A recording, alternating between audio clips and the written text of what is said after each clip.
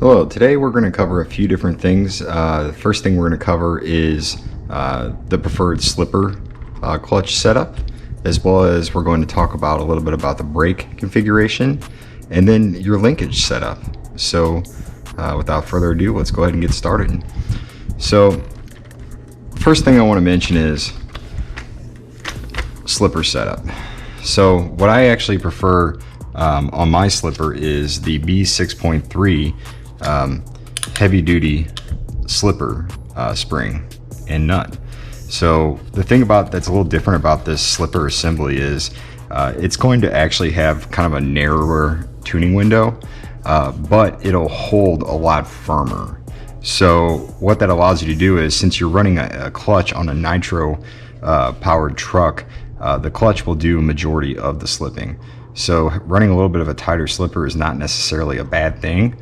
It'll allow your truck to squat, and it'll work the clutch that's attached to the nitro engine, and that'll be your kind of your slipping device.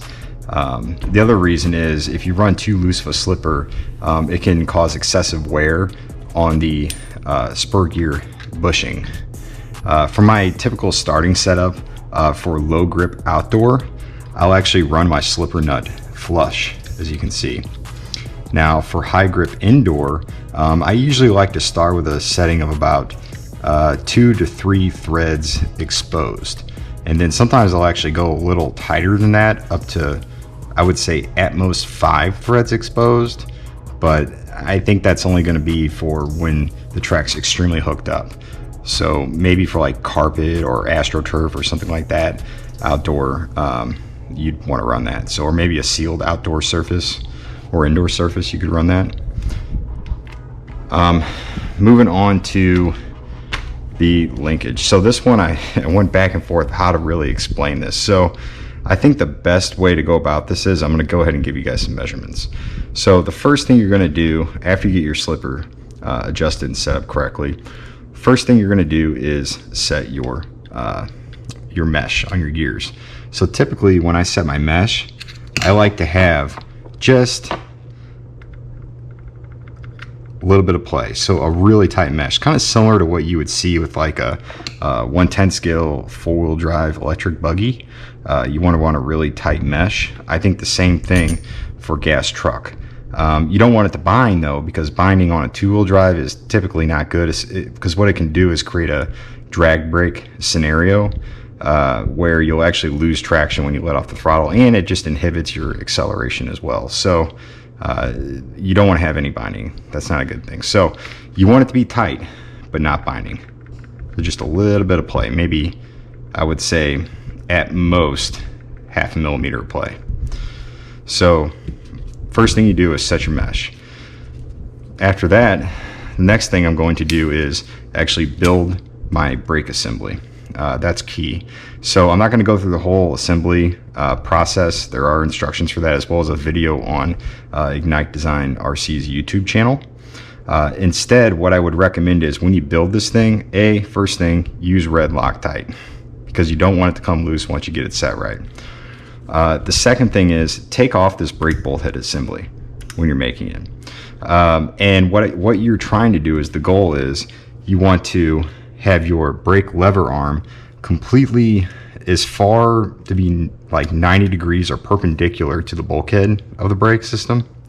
You want it to be as close to perpendicular as possible. Now, there is, if you look in here, you can see that you have your brake pads, you have your disc, and then there's also a cam, a brake cam. You want the notch in that brake cam to be parallel with the brake bulkhead. All right, and that's with your lever arm all the way back. So I'm pushing it all the way back. With that all the way back, you want your notch to be running parallel with the bulkhead. All right, that's your starting setting.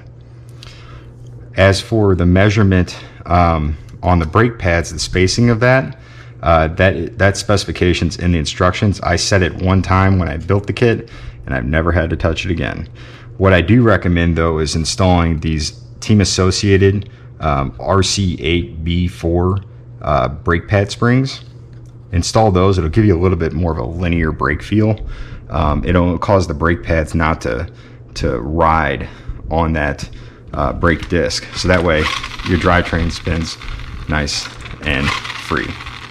All right, that's what it should look like. That's a good setting. So you get your brake cam set how you want. You get your brake bulkhead and lever assembled. Everything's red Loctite. Next thing you're going to do is build your linkage. So I'll go ahead and turn on the truck so you can kind of get an idea where my center point is. But as you can see, I have my my servo horn almost perpendicular, a little bit more this way, but for the most part it's almost perpendicular. Okay, and the first thing you want to do is I want to measure the length of my fuel tubing. So right now I've got it set at 11.5 millimeters. Can't find the setting. I know it's at 11.5. So 11.5 millimeters long. That's my brake tubing. All right.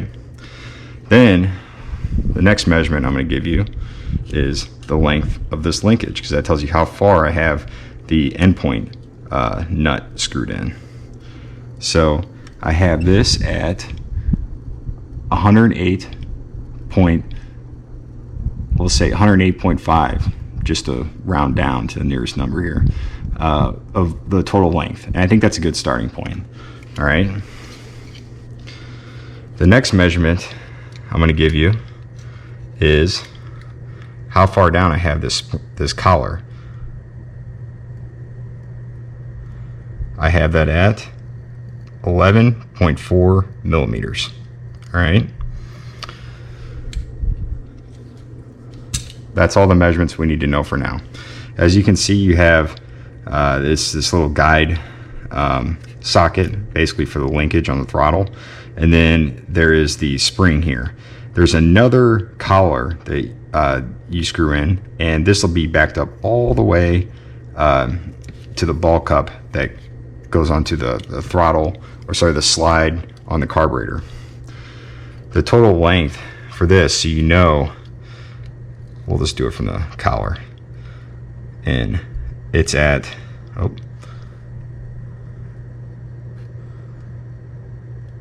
19.2 millimeters. All right,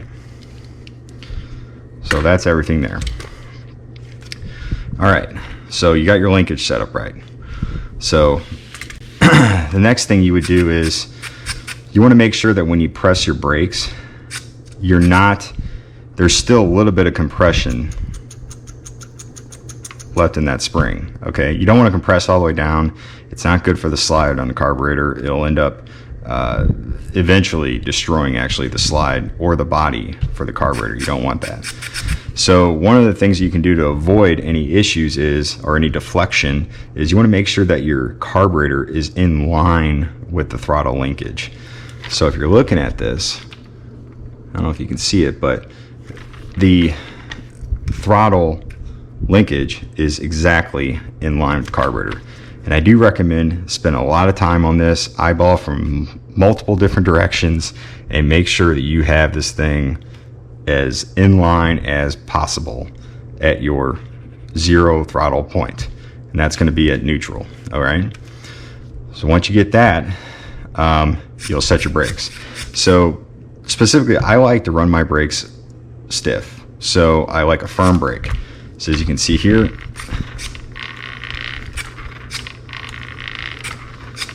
pretty stiff, right? So what you're looking for is your brake bulkhead should just start to deflect. So you can kind of see it moving just a little bit. That's kind of the sweet spot. You don't want it to deflect too much because it's just hard on all the components to have it deflect too much. But the reason you want to run a more firm brake setup is it allows you to manipulate the truck in midair, as well as it allows you to rotate the rear end of the truck when braking going into a turn if you need to. I understand, yes, it's going to be a little harder to drive, but once you get used to it, it's going to allow you to put down faster laps. So now if you're a newcomer to a gas truck, you can run a lighter brake and then slowly firm it up, you know, as you get more acclimated to the way the gas truck drives. All right, so setting, that's your brake endpoint set point. Let's talk about the throttle endpoint. So I'm going to turn mine down. So you can see here on the throttle, the carb is not, the slide's not open all the way. So what I'm going to do is run it up until I can't see the slide at all. So my carb is opening up all the way. And then what I like to do is give it one more click once I can't see it anymore. So that way, let's say that you're driving and you're not pulling down 100% on the throttle really hard, it's still going to open up that throttle all the way. But at the same time, you're not going to be losing any fuel mileage by having your slide overextending. And you definitely don't want to overextend your slide to where it's pulling out and it's trying to pull past its endpoint. That's not good. You can actually damage the slide and or the carb throttle body. So that is setting your throttle endpoint. One of the other things I like to do is I put a screw instead of a set screw in this linkage collar here, and I actually run some of these things are called carbo rubber bands. You can use any type of rubber band, honestly, though it doesn't have to be these, and use that as like a throttle return spring. So if I turn off the car, you can see that way if I get a failure of my electronics of any sort or a dead battery, it's going to return that throttle back to the closed position and I don't get a runaway. So that's something that I do highly recommend doing. And then the last but not least, when you put on your air filter, always remember to use a zip tie. All right. So I like to use the smaller zip ties. That way I can make sure that the zip tie fits into the groove here on the air filter assembly. So that's really important. The other thing is when you're working on your truck and you're not necessarily like a clean environment, I honestly wouldn't recommend doing that. Don't take off this air filter boot unless you're in a clean environment. So if you're going to do it at the track, get far away from the dirt and do it. Or maybe, go in somebody else's trailer and work on the truck. You just don't want to get any dirt into that throttle body. Or the carburetor. It's just not a good scenario. You could end up getting excessive wear on your nitro engine. So if you have any questions, leave a comment below. Please like and subscribe, and let me know what you guys like to see in the next video. Thanks.